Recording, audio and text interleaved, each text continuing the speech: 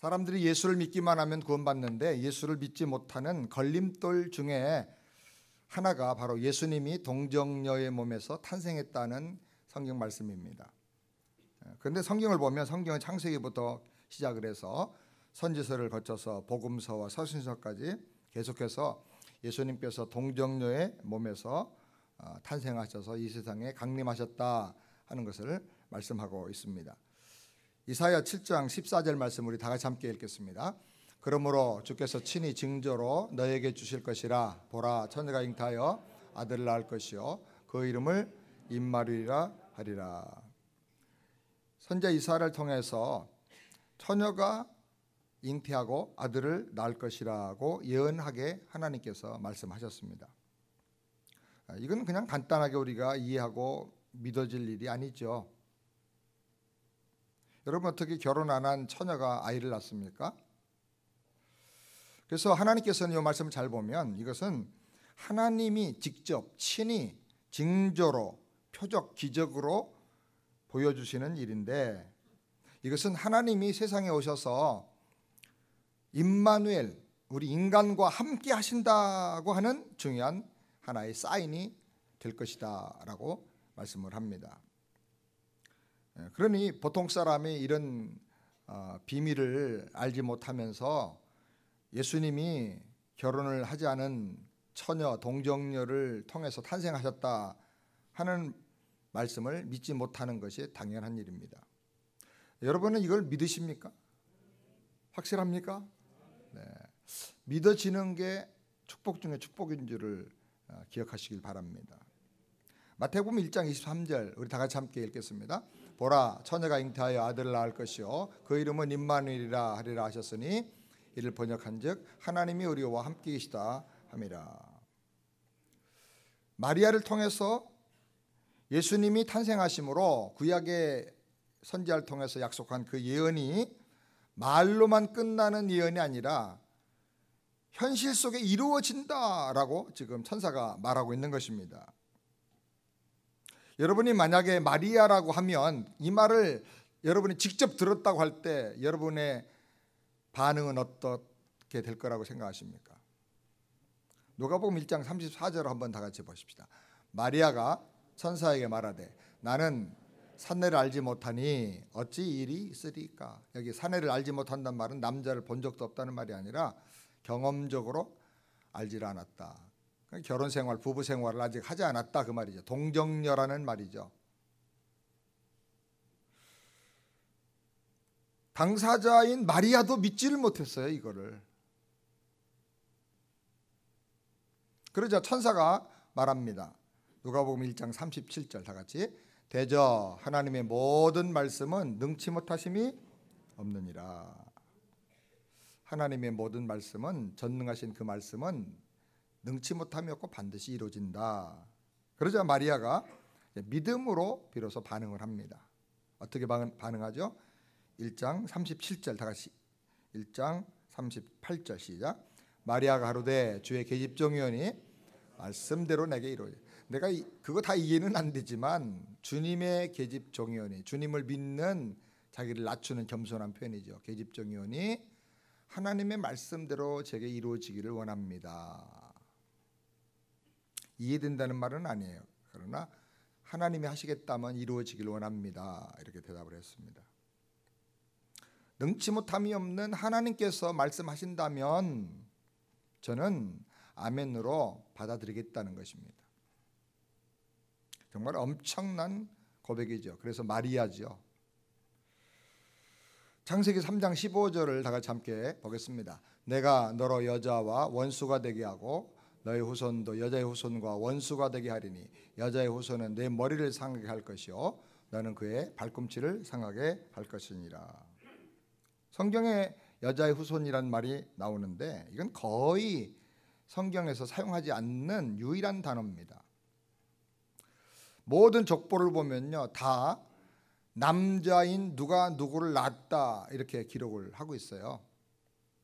다윗이 누구를 낳았고 다윗이 뭐 누구를 낳았고 이렇게 얘기를 하지 여자가 낳았다 이렇게 말을 안 해요. 생리학적으로 말하지 않고 영적으로 족보 개념에서 그 가장이 가장이 그 자녀 장남 누구를 낳았다 이렇게 족보에 기록을 하는 게 유대적인 전통이고 성경적인 전통입니다. 그래서 여기서 여자의 후손, 여자가 누구를 낳았다, 여자의 후손이다 라는 말은 남자와 상관없이 오직 여자를 통해서만 낳은 자라고 하는 정말 기가 막히고 독특한 그런 단어입니다.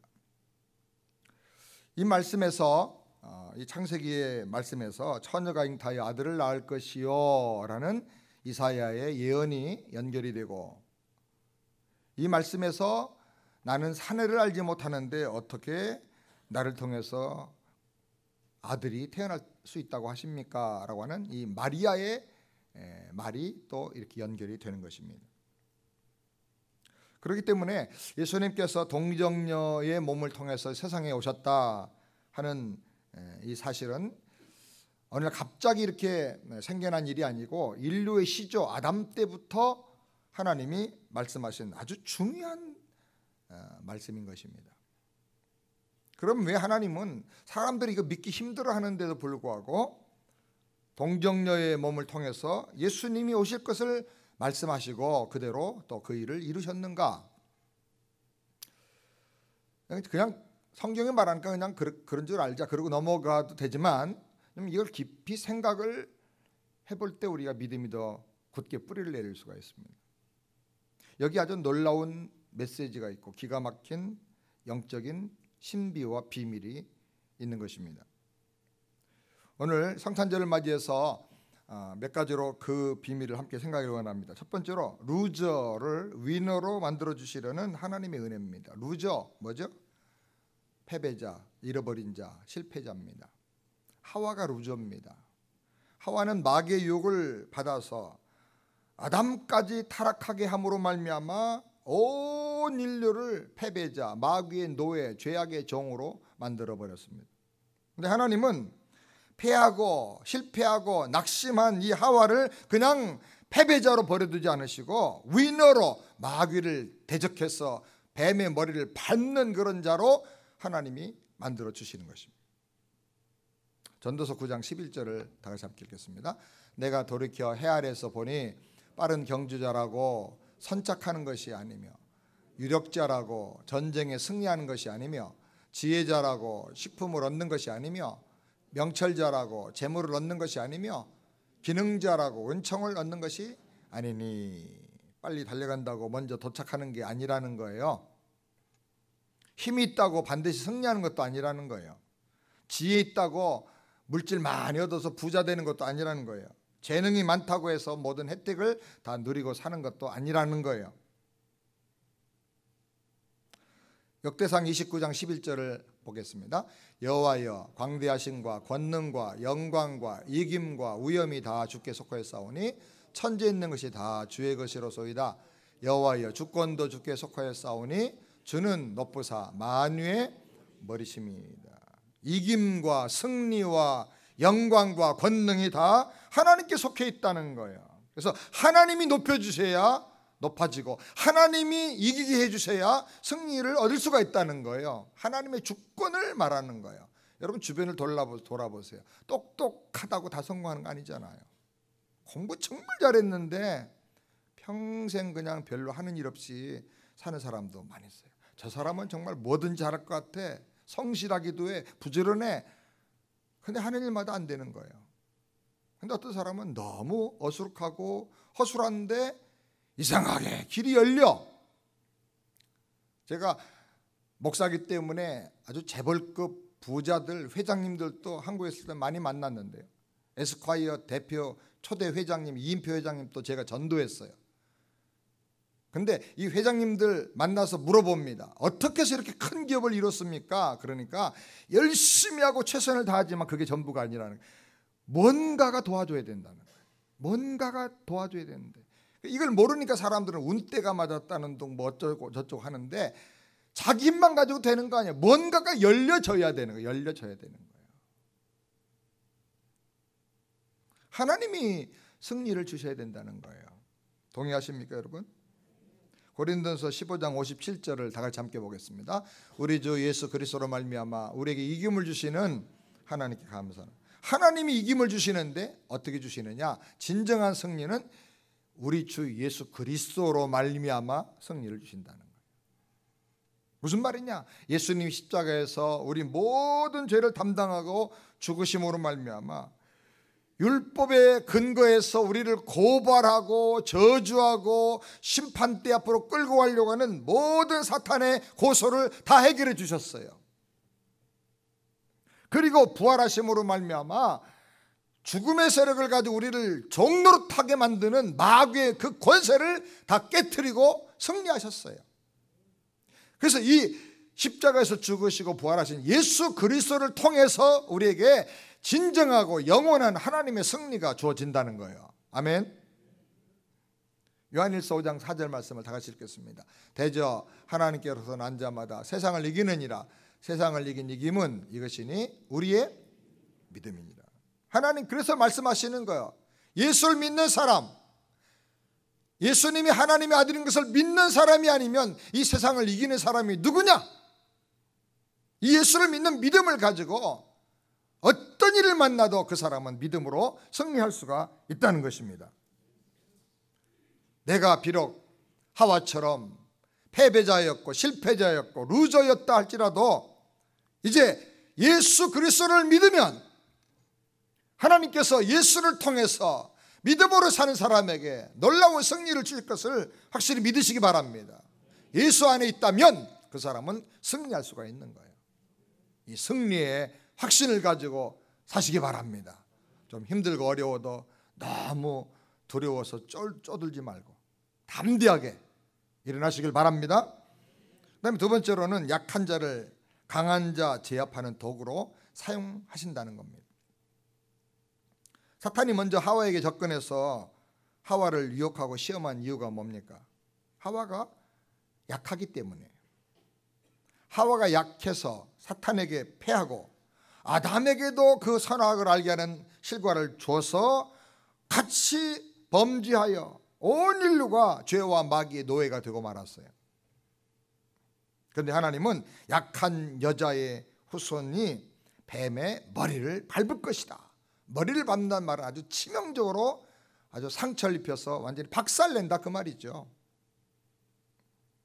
약한 여자가 강한 마귀를 제압하고 승리하게 된다는 거예요. 이게 복음이에요. 복음. 약하다고 생각하는 우리 성도님들 힘을 내시길 바랍니다. 약하다고 생각하는 우리 교회 여자분들 더욱 힘을 내시길 바랍니다. 따라서 합시다. 여자를 우습게 보지 말자. 아무리 남편이 무능하고 복잡한 인생을 살고 가정이 어려워지고 자녀들이 속을 썩여도 여자 한 분이 은혜 받고 믿음으로 바로 서서 가정을 위해서 눈물로 기도하면 그 가정은 반드시 변화될 수가 있습니다. 아멘. 한국의 가정, 한국의 교회, 그 부흥과 축복의 배후에는 눈물로 기도하는 여자들이 있는 거예요. 사람들은 다 잘나고 강한 자 되기를 원합니다. 그런데 그런 사람은 대부분 다 교만합니다. 다른 사람을 함부로 무시하고 말로 돈 가지고 또 권력을 이용해서 다른 사람을 짓밟기를 좋아합니다. 교만해서 하나님을 찾지도 않아요. 믿는다 하면서도 자기가 하나님 노릇을 하려고 그래요. 그래서 하나님은 잘난 자보다 약한 자를 들어서 하나님의 능력과 하나님의 그 권능을 드러내기를 좋아하신다고 말씀을 합니다. 고린도서 1장 27절 다 같이 함께 읽겠습니다. 그러나 하나님께서 세상에 미련한 것들을 택하사 지혜 있는 자들을 부끄럽게 하려 하시고 세상에 약한 것들을 택하사 강한 것들을 부끄럽게 하려 하십니다. 약한 자를 들어서 강한 자를 부끄럽게 하시는 거, 이게 하나님이 원하시는 뜻이다. 그래서 교만한 자가 겸손해지고 약한 자가 위로를 얻고 힘을 얻고, 이게 하나님의 뜻이라는 거예요. 스가랴서 12장 8절 우리 다 같이 함께 볼까요? 그날에 여호와가 예루살렘 거민을 보호하리니 그중에 약한 자가 그날에 뭐 같다고요? 다윗 같다. 골리앗 거인 골리앗을 그냥 물맷돌로 한 방으로 탁 쳐부순 골리앗 같은 영적인 승리자가 거인들이 될 것이다라는 거예요. 사랑하는 여러분, 이런 말씀을 읽을 때 줄쳐놓고 이건 나한테 주신 약속이라고 딱 붙잡으시기 바랍니다.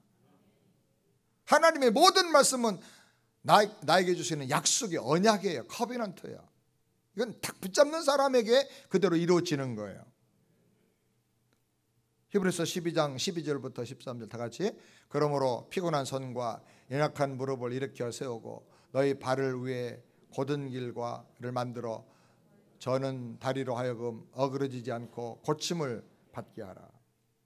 이것을 믿는다면 오랫동안 고난 속에서 피곤하고 낙심해지며 약해졌다 할지라도 그 연약한 무릎을 다시 일으켜 세우라는 거예요. 일어서서 하나님 은혜로 고침을 받고 승리자로 나가라는 거예요. 하나님은 약한 자를 들어서 강한 자를 부끄럽게 하시는 날이 온다는 거예요. 아멘. 저는 내 친구들 만나면 웃음이 나와요. 내 친구들 중에는요, 대학교 1학년 때 영어 통역하고 다니는 친구들 있었어요. 얼마나 영어도 잘하고 공부도 잘하는지. 저는 그 친구들 앞에 서면 항상 기가 죽었어요. 근데 그 친구들은 한 사람도 미국에 안 왔어. 근데 나는 영어를 제일 못하고, 하나님 왜 나는 영어를 고등학교 때 못 배웠을까요? 그리고 하나님이 저희 영어 선생님 되어주시고 제 인생의 길이 되어주십시오. 저는 아버님이 일찍 돌아가셔서 아버지가 목사님인 자녀들이 얼마나 부러운지 몰라요. 하나님, 저는 왜 이렇게 신앙의 유산을 물려주실 아버지가 없었을까요? 하나님이 저희 친아버지가 되어주세요. 늘 약한 자였어요. 그런데 하나님이 저를 미국에 보내시고 또 목회도 이렇게 하게 하실 줄을 어떻게 알았어요? 그래서 한국에 가면 친구들이 다 날 보고 신기하답니다. 정말 신기하다. 내가 봐도 신기한데 하나님은 약한 자, 그래서 하나님 앞에 안타까워하고 부르짖고 기도하는 사람을 들어서 이렇게 사용해 주시는구나. 여러분 믿으시기를 바랍니다. 고린도서 12장 10절 다 같이 함께 읽겠습니다. 그러므로 내가 그리스도를 위하여 약한 것들과 능력과 궁핍과 핍박과 곤란을 기뻐하노니 이는 내가 약할 그때에 곧 강함이라. 약할 때 일어날 뿐 아니라 약할 때 영적으로 강해진다는 것을 깨닫고 나의 약함과 가난과 능력과 핍박과 곤란을 오히려 기뻐하는 단계로 나가라는 거예요. 환경을 초월하는 사람으로 어떤 환경에서도 자족할 수 있는 그런 영적인 거인이 되라는 거예요. 아멘. 로마서 14장 1절 다 같이 함께 읽겠습니다. 믿음이 연약한 자를 너희가 받되 그의 의심하는 바를 비판하지 말라. 그리고 우리 주변에 믿음이 약한 사람, 연약한 사람, 지쳐서 쓰러질 것 같은 그런 사람들을 비판하고 그 상처를 파헤집지 말고 상처를 싸매주면서 용납하고 받아주라는 거예요. 아멘. 하나님은 약한 자를 강한 자 제압하는 도구로 사용하십니다. 여러분 약할 때 강함 되시는 하나님 바라보고 의지하고 일어나시길 바랍니다. 그다음에 세 번째로 생명의 신비를 통해서 영생의 비밀을 알려주십니다. 여러분 사람의 생명이 세상에 태어나서 살게 되는 방법이 몇 가지가 있다고 생각하십니까?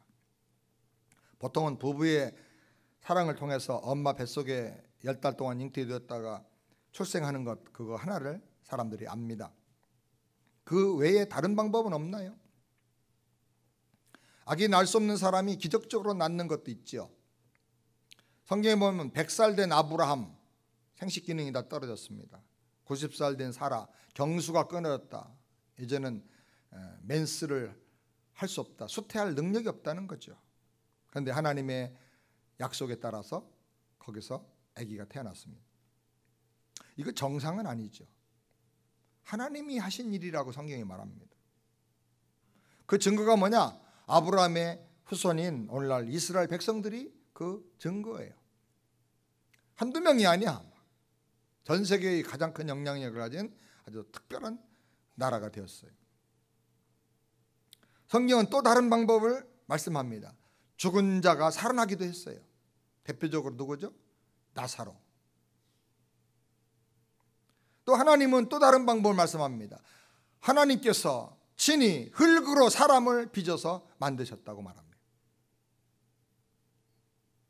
그러니까 반드시 엄마 뱃속에서 10달 동안 잉태되었다가야 사람이 출생해서 이 땅에 사는 것만이 아니다라는 거예요. 성경은 또 다른 특별한 방법을 말씀합니다. 그게 뭡니까? 처녀가 잉태하여 아들을 낳을 것이다 라는 것입니다. 과거에 과학을 배우고 공부를 많이 한 지성인이라는 사람들은 예수님의 동정녀 탄생은 이거는 말도 안 되고 이거는 과학적이지 않은 무식한 거부사항이다 이렇게 생각을 했어요. 그래서 사람들이 이제 머리가 깨이고 합리적으로 이제 생각할 때가 되면 아마 이런 성경은 다 없어질 거라고 생각을 했어요. 빗소리가 은혜롭죠? 예배 드릴 때 딱 이제 예배 끝나면 또 꺼질 거예요. 그런데 요즘 보십시오. 줄기세포를 이용해서 시험관에서 아기가 태어날 수 있다고 말을 해요. 대리모도 있어요. 이제는 이 시점에서는 사람들이 생각하는 각도가 이제 달라져야 돼요. 인간이 윤리적인 문제가 없었으면 아마 많이 진척이 됐을 거예요. 지금 미국에서 황우석 박사를 먹여 살리는데 황우석 박사가 이전에 어떤 문제가 있어가지고 좀 제재를 받고 더 이상 그 어떤 일을 못하게 됐는데, 그러나 꾸준히 연구하고 하는 일이 그 경제적인 지원을 받기 때문인데, 어디서 돈이 오느냐? 미국과 유럽의 거부들이 자기가 키우던 애완견이 늙어서 죽기 전에 그 개를 복제하는 거예요. 복제. 그 개 복제해가지고 한 마리 복제하는데 막 1억도 더 주고 그런답니다. 얼마나 개를 사랑하는지 거기다가 유산까지 물려주잖아요. 근데 그 개가 똑같은 개를 그대로 복제해내는 거예요. 황우석 박사가. 근데 그거 가지고 지금 연구비를 충당하면서 살고 있다 합니다. 제가 지난번에 같이 사진도 한번 찍었잖아요. 자, 사람이요 이렇게 하는 단계까지 지금 왔는데, 그렇다면 이 사람을 만드신 전능하신 하나님은 왜 능치 못함이 없다고 생각하겠느냐는 것입니다. 아멘입니까? 우리는 동정녀 탄생을 통해서 이 신비한 생명을 만드시고 허락하시는 이 하나님의 전능하심 앞에 겸손해져야 합니다. 생명의 신비, 이건 아무도 이해할 수 없고 말할 수가 없어요. 오직 하나님이 아시는 거예요. 어떤 물고기는 알로 낳는데 어떤 물고기는 또 새끼로 낳아요. 참 신비해요. 누가 그렇게 하십니까? 하나님이 하시는 거예요. 시편 27편 1절 다 같이 함께 읽겠습니다. 여호와는 나의 빛이요 나의 구원이시니 내가 누구를 두려워하리요? 여호와는 내 생명의 능력이시니 내가 누구를 무서워하리? 여호와는 나의 빛이고 구원이시고 나의 뭐예요? 생명의 능력이 되신다. 아멘입니까? 생명은 하나님이 주시는 거다. 이 생명의 신비는 우리로 하여금 하나님을 경외하게끔 하는 것입니다. 마가복음 8장 36절 37절 다 같이 읽겠습니다. 사람이 만일 온 천하를 거둬 제 목숨을 잃으면 무엇이 유익하리요? 사람이 무엇을 주고 제 목숨을 바꾸겠느냐? 천하보다 귀한 생명을 내가 갖고 삽니다. 하나님이 주신 거죠. 이 생명을 가지고 내가 살아서 숨쉬는 그 자체가 기적이고 감사요 축복인 것을 믿으시기 바랍니다. 여러분, 숨 한 번 쉬는 게 이게 얼마나 놀라운 기적인지 몰라요. 내가 잘 때 얘 속에 있는 심장이 같이 안 자고 얘 혼자 발떡발떡 뛰는 게 이게 기적이잖아요. 박 집사님 기적이죠. 기적이에요. 이 자체가 누구도 누릴 수 없는 하나님이 주신 특별한 축복인 것을 믿으시기 바랍니다. 요한복음 10장 10절 다 같이 읽겠습니다. 도적이 오는 것은 도적질하고 죽이고 멸망시키려는 것뿐이요 내가 온 것은 양으로 생명을 얻게 하고 더 풍성히 얻게 하려는 것이라. 그런데 도적인 마귀는 우리를 도둑질하고 우리 안에 있는 행복을, 믿음을, 사랑을 도둑질하고 평안을 도둑질하고 죽이고, 뭘 죽여요? 우리 몸을 죽여요. 육신의 생명을 죽여요. 그리고 그 다음에 그걸로 끝나지 않고 멸망시키려고 한다. 영원히 심판당하게, 영원히 저주받게, 영원히 우리를 지옥에 들어가서 하나님의 심판 아래 있도록 우리를 멸망시키려고 한다는 거예요. 육체의 생명도 죽게 할 뿐 아니라 영원히 멸망시키려고 하는 것이 마귀라는 거예요. 그런데 예수님은 어떻게 했어요? 내가 온 것은 양으로 생명을 얻게 하고 더 풍성히 얻게 하려 함이라. 예수를 믿어서 이 생명을 누리시고 풍성한 은혜를 누리시기를 주의 이름으로 축원합니다. 요한복음 5장 24절 다 같이 읽겠습니다. 내가 진실로 진실로 너에게 이르노니 내 말 듣고 또 나 보내신 이를 믿는 자는 영생을 얻었고 심판에 이르지 아니하나니 사망에서 생명으로 옮겼느니라. 아멘. 예수를 믿으면 육신의 생명도 은혜 속에서 평안하고 강건할 뿐 아니라 영원한 생명을 얻는다. 믿는 자는 영생을 얻었고 심판에 이르지 아니하나니 사망에서 생명으로 옮겼느니라. 아멘. 이런 은혜를 꼭 누리시게 되기를 바랍니다. 네 번째로 주님의 신부인 교회를 세우시려고 하는 신비한 뜻이 이 안에 있는 것입니다. 우리가 성경을 보면 창세기는 여인의 후손, 뱀의 머리를 밟게 하는 그 여인의 후손 이야기가 나오고 한 처녀가 잉태하여 아들을 낳을 텐데 그분이 바로 임마누엘 하나님이고 우리의 구원자가 될 것을 예언하는 그런 한 여인이 나옵니다. 그런데 그 여인 말고 또 다른 여인의 이야기가 나와요. 계시록 12장 5절 다 같이 함께 읽겠습니다. 여자가 아들을 낳으니 이는 장차 철장으로 만국을 다스릴 남자라. 그 아이를 하나님 앞과 그 보좌 앞으로 올려가더라. 여기 여자가 아들을 낳는다는 이 여자가 누굴까? 저도 처음에 성경 읽어볼 때 이때 와서 이건 마리아 얘기하는구나, 예수님 태어나는 걸 얘기하는 거 아닌가? 그렇게 생각을 했어요. 근데 잘 보니까 아니에요. 12장 17절 다 같이 함께 그 다음에 읽겠습니다. 영이 여자에게 분노하여 들어가서 그 여자의 남은 자손 곧 하나님의 계명을 지키며 예수의 증거를 가진 자들로 더불어 싸우려고 바다 위에 섰더라. 이 여자의 자손이 누구냐니까 하나님의 계명을 지키는 사람들, 예수님의 증거를 가지고 사는 사람들, 다른 말로 말하면 뭐예요? 믿음을 가지고 사는 신자들, 성도들이라는 거예요. 그러니까 이 여자는 누구냐? 그 성도들을 이 땅에 배출해내는 교회를 말하는 거예요. 왜 교회를 여자라고 했느냐? 예수님의 신부기 때문에. 교회는 예수님의 신부기 때문에 여자라고 말하는 거예요. 우리 계시록을 계속 보면 종말의 때에 영으로 상징한 마귀가 교회와 신자들을 제거하려고 계속해서 싸움을 걸어옵니다. 계시록 12장 13절을 다 같이 읽겠습니다. 영이 자기가 땅으로 내어 쫓긴 것을 보고 남자를 낳은 여자를 핍박하는, 여기 남자는 누구예요? 성도들, 예수를 믿는 성도들. 그 낳은 여자는 누구예요? 교회. 교회와 성도를 누가? 영으로 여기 표현된 마귀가 이 땅에서 계속 핍박을 한다는 거예요.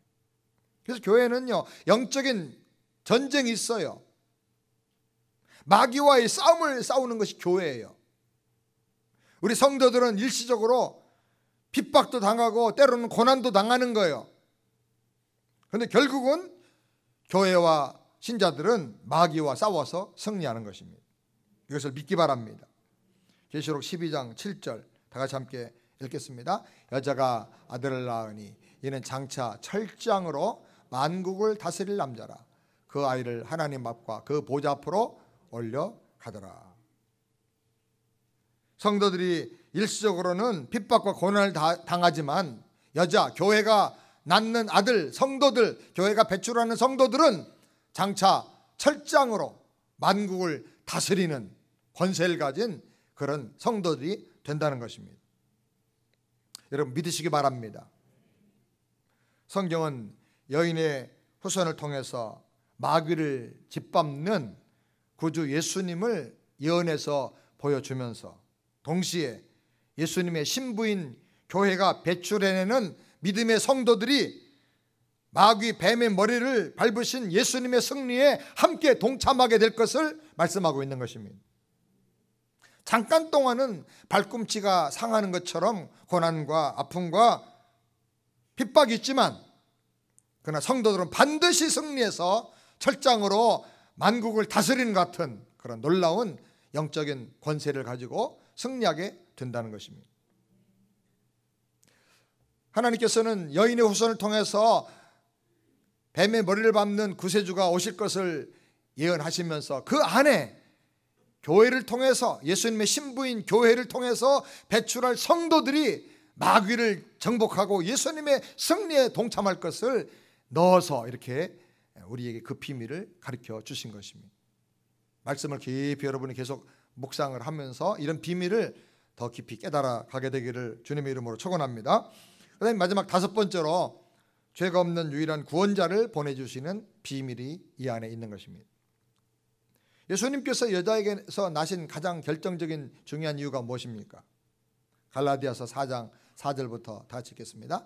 때가 참에 하나님이 그 아들을 보내사 여자에게서 나게 하시고 율법 아래 나게 하신 것은 율법 아래 있는 자들을 속량하시고 우리로 아들의 명분을 얻게 하려 하십니다. 속량이란 말은 엄청난 대가를 지불하고 지금 막 팔려가는 노예를 구출해내는 걸 말하는 거예요. 예수님은 율법에 따라서 죗값으로 정죄받고 심판당해서 팔려가는 우리를 살려주고 구원해주기 위해서 이 땅에 오셨다는 것입니다. 히브리서 4장 15절 말씀을 함께 또 읽겠습니다. 우리에게 있는 대제사장은 우리 연약함을 채울하지 아니하는 자가 아니요 모든 일에 우리가 한결같이 시험을 받은 자인데 죄는 없으시니라. 만약에 예수님께서 이 땅에 오셔서 우리를 속량하고 구원하기 위해서 오시는데, 만약에 남자와 여자의 사랑을 통해서 일반적인 자연 출생으로 이 땅에 오신다고 하면 조상 아담을 통해서 온 인류에게 물려지는 원죄를 피할 수가 없는 거예요. 만약에 예수님이 죄인으로 태어나셨다면 자기 죄 때문에 심판을 당해야 되는데 어떻게 다른 사람의 죄를 대신해서 속량해주고 구원해 줄 수가 있겠습니까? 그렇기 때문에 예수님께서 육신을 가진 인간의 몸으로 오시되 죄 없는 몸으로 오셔서 우리를 구원하기 위해서 예수님은 동정녀의 몸을 통해서 하나님의 전능하신 그 창조의 능력을 따라서 이 땅에 오신 것입니다. 우리 구원자 예수님은 우리와 똑같이 이 땅에서 고난도 당하시고 시험도 받으셨지만 성경은 말합니다. 죄는 없으시니라. 그래서 우리 죄를 대신 지시고 십자가에서 피 흘려 죽으심으로 저와 여러분을 구원하여 하나님 나라 백성이 되게 해주신 것입니다. 사랑하는 여러분, 나 같은 죄인 한 사람 구원하시기 위해서 하나님이 이렇게 엄청난 놀라운 일을 계획하시고 미리 예언해 주시고 이것을 이루어 주신 것입니다. 동정녀 탄생은 하나님의 지혜 중에 지혜예요. 신비 중에 신비예요. 그 모든 지혜와 신비한 능력이 동원된 이유는 뭐냐? 나를 사랑해서 나를 구원하기 위해서인 것입니다. 아멘. 이렇게까지 했는데도 이걸 믿지 않고 마음을 열어서 예수님을 영접하지 않고 구원을 받지 못한다고 하면 그 사람에게 임할 저주와 심판이 얼마나 크겠냐는 거예요. 이렇게 놀라운 방법으로 나를 구원하기 위해서 아들을 주신 그 하나님의 그 놀라운 은혜, 평생을 두고 묵상하면서 감사하며 살기를 바랍니다. 자기 생명을 아낌없이 주기 위해서 이 놀라운 방법을 통해서 이 땅에 오신 예수님, 그 예수님을 평생 믿고 사랑하길 바랍니다. 이 놀라운 진리를 우리로 하여금 믿게 하시고 누리게 하시는 성령님의 인도를 따라서 날마다 승리하면서, 하나님은 아들을 주셨고 예수님은 자기 생명을 주셨는데 나는 남은 생애를 주님을 위해서 바치고 헌신하면서 주님의 뜻을 이루는 아름다운 사람으로 살게 되기를 바랍니다.